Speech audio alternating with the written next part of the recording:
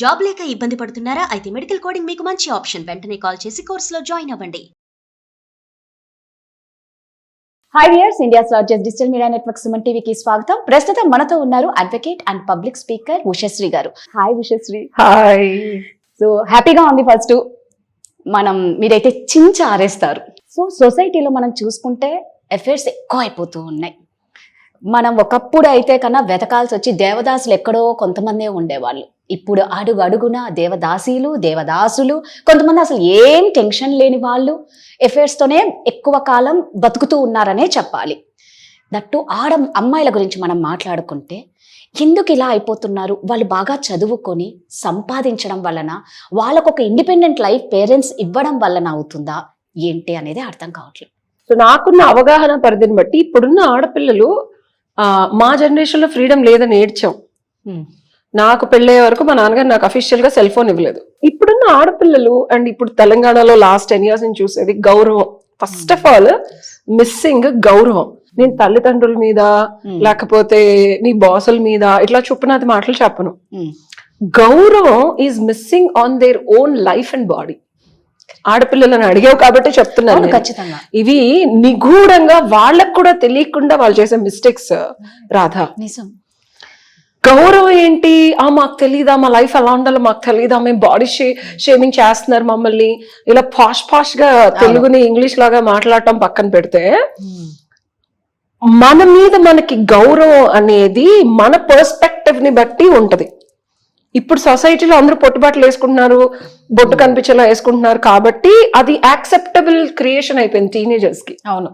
But మనం ఇంకా ఎక్కడున్నాం? ఇండియాలో ఉన్నాం. మనం ఇంకా ఏ భాష మాట్లాడుతున్నాం? తెలుగు మాట్లాడుతున్నాం. ఎంత ఇన్స్టాగ్రామ్ లో వచ్చినా సరే రెస్పెక్ట్ అనేది మనం ఉండే పద్ధతిని బట్టి వస్తుంది. బట్ ఆ పద్ధతి తెలుసుకోవాలంటే జర్నీ చేయకుండా నిన్ను చూడగానే కామం వస్తుందా, రెస్పెక్ట్ వస్తుందా? కరెక్ట్ గా చెప్పారు. నిన్ను చూడగానే ఏముంది అందరూ వేసుకుంటున్నారు, మేము క్లీవేజీలు చూపించినా బొడ్డులు కనిపించినా అంతేమి వస్తుందా? ఈ వాగ్వివాదాలు నేను విన్నాను టీనేజ్ పిల్లలతో. I journey with them. ఎందుకంటే దాన్ని నేను అప్డేట్ చేసుకోవాలి కాబట్టి I always go out on parties. పొట్టి పొట్టి బట్టలు వేసుకొని బయటకు వెళ్తాను అనమాట. మీరు కూడా యాక్సెప్ట్ చెయ్యాలి కదా. దిస్ ఇస్ కాల్డ్ యాక్సెప్టెన్స్ అంటారు. Psychological group. ఇది ఒక societal conditioning. 16 to 26 years age group పిల్లలు నేను ఇట్లా చొప్పునాథ్లాగా వెళ్తే దే డోంట్ యాక్సెప్ట్. ఎందుకని? The way we look, the way I behave, the way I talk automatically ripples. So వాళ్ళలాగా మనం ఉండి వాళ్ళలాగా ఆలోచిస్తేనే వాళ్ళతో ఉండగలం. లేకపోతే నన్ను నా గ్రూప్ లో కూడా జాయిన్ చేసుకో. తెలుసా నీకు? అదే కదా, డ్రెస్సింగ్ ని బట్టి కూడా వాళ్ళు ఎక్కువ ఇస్తారు. మెయిన్ ఇప్పుడు ఎట్లా అయిపోయిందంటే చూడగానే సెడక్టివ్ గా ఉండటం, ఎలా ఉన్నా సరే బాడీని ఎక్స్పోజ్ చేయడం. అంటే ఇప్పుడు ఫారినర్స్ అలాంటి బట్టలు ఎందుకు వేసుకుంటారంటే అక్కడ కూడా లాగున్న వాళ్ళు ఉన్నారు. But most of the people are more leaner and వాళ్ళ సొసైటీలో అది యాక్సెప్టబుల్. మన సొసైటీలో కామం ఎక్కువ ఉందా తక్కువ ఉందా అనేది పక్కన పెడితే అక్కడ అవైలబిలిటీ ఎక్కువ.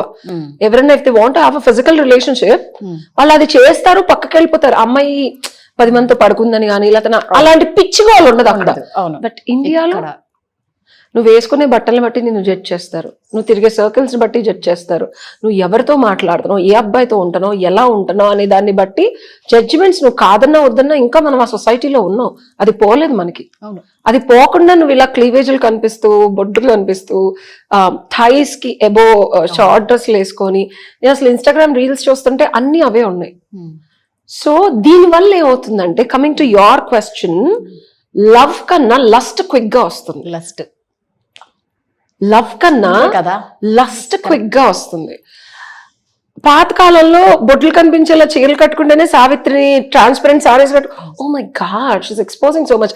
ఆ జనరేషన్ నుంచి కొంచెం అమ్మాయి చున్నీ లేకుండా బొడ్డు కనిపిస్తా, ఘాగ్రాలు వేసుకొని నార్త్ ఇండియన్ పాటలు ఏంటిరా బాబు ఇన్ని బట్టలు తీసేసారు అనుకున్నాను నేను నా చిన్నప్పుడు. That was too much exposing. Surat లో కూడా చూసాను నేను. సూరత్ లాంటి ప్లేస్ లో కూడా జస్ట్ షార్ట్ వేసుకొని తిరిగితే I went for purchase last year. ఇండియాలో అసలు ఎంత మర్చెంటైల్ 1 year లో ఎంత ట్రాన్సాక్షన్ వచ్చిందంటే రాధా, ప్రేమ కలుగుతుందా కోరిక కలుగుతుందా ఇలా ఉంటే? 100% మీరు చెప్పినట్లు కోరికలే కలుగుతాయి. అంటే నేను ఇక్కడ ఎవరిని అపోజ్ చేయట్లేదు. మీరు వేసుకునే బట్టల్ని బట్టి మీ క్యారెక్టర్ అసాసినేట్ చేస్తామో ఇదంతా కాదు నేను చెప్పేది. ఒక నార్మల్ హ్యూమన్ టెండెన్సీ. అంతెందుకు నువ్వు గుడికి వెళ్తావు, గుడిలో సెక్సీగా కొంచెం బొమ్మలు ఉంటాయి. అవును, అది చూస్తే నీకు భావోద్వేగం ఎలా వస్తుంది? అంతే కదా. ఎందుకు అసలు అలా పెట్టారంటే ఆ sexual energy is very powerful. అది యాక్టివేట్ అయితే కుండలి జాగరణ లోపల భగవంతుడిని చూస్తే భక్తోన్మాద స్థితికి వెళతాడు. కాబట్టి ఈ ఎనర్జీని యాక్టివేట్ చేసి లోపల యంత్రశక్తి ఉంటుంది, మూల విరాట్ విగ్రహం. కాబట్టి నీకు sexual energy will transform into భక్తి అండ్ టువర్డ్స్ ముక్తికి నువ్వు కావలసిన పూజలు పునస్కారాలు మంత్రాలు ఏవో చేస్తావు. నిమిళీకృతం చేశారు ఈ ఎనర్జీని.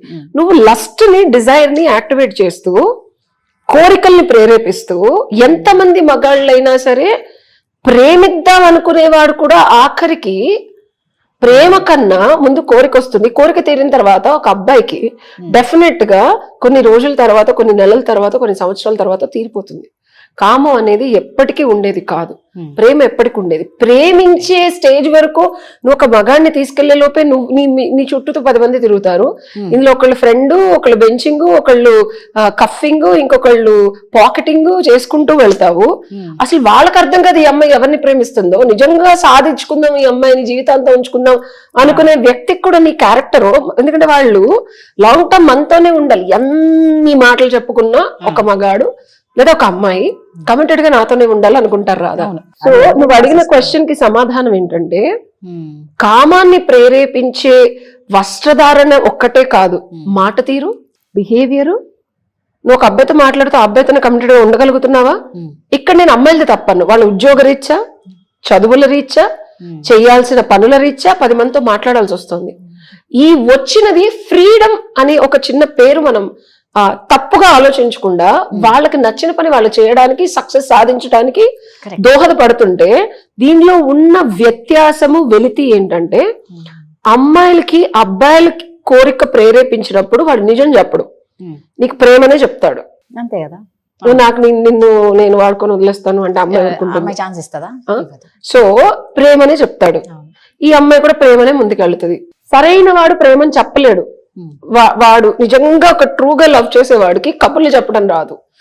కామాంధుడికి మాత్రమే కబళించే ఇది ఉంటుంది. సో అమ్మాయిలు డిఫాల్ట్ గా వీడికే పడతారు, ఖచ్చితంగా వాళ్ళకే పడతారండి. So lust lust lust lust ఒక అబ్బాయి ఓకే బ్రేకప్ అయిపోయింది, ఇంకొక లస్ట్ అబ్బాయి మళ్ళీ సెక్స్, మళ్ళీ బ్రేకప్ అయిపోయింది, మళ్ళీ ఇంకొక అబ్బాయి.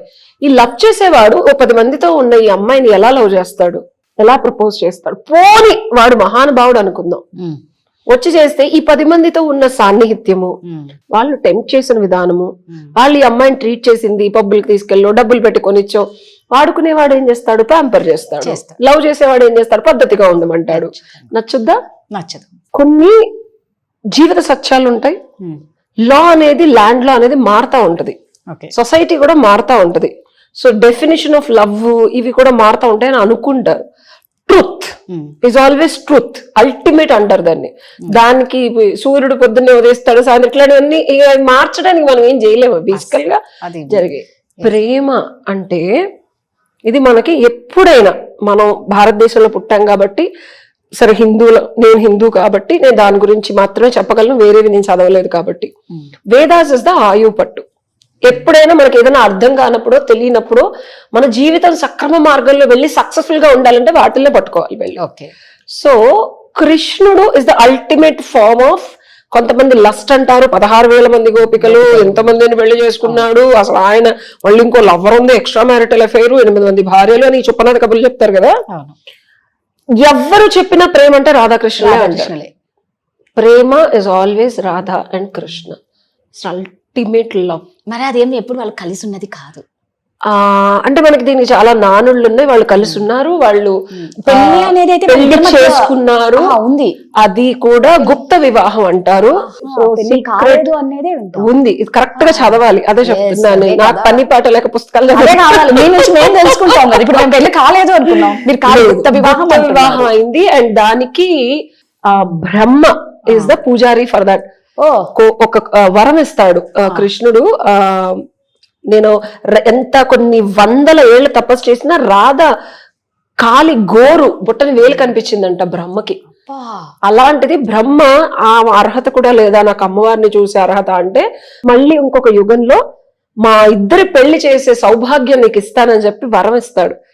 సో బ్రహ్మ పూజారి వీళ్ళిద్దరికి గుప్త వివాహం అవుతుంది. అక్కడే వీడి చెలికత్తులను ఎవరికి కనిపించదు.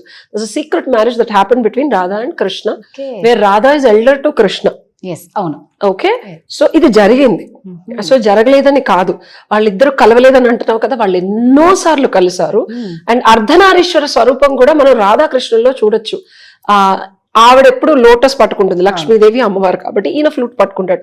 So there is a form. ఒకసారి ఈవినింగ్ వాళ్ళు సంధ్యా సమయంలో ఉద్యానం అక్కడ వాటర్ దగ్గర ఉన్నప్పుడు సరదాగా రాధ ఈయన ఫ్లూట్ తీసుకుంటుంది, ఈయన రాధ చేతిలో ఉన్న పువ్వు తీసుకొని అర్ధనారీశ్వర వాళ్ళిద్దరు కంబైన్ అయ్యారు.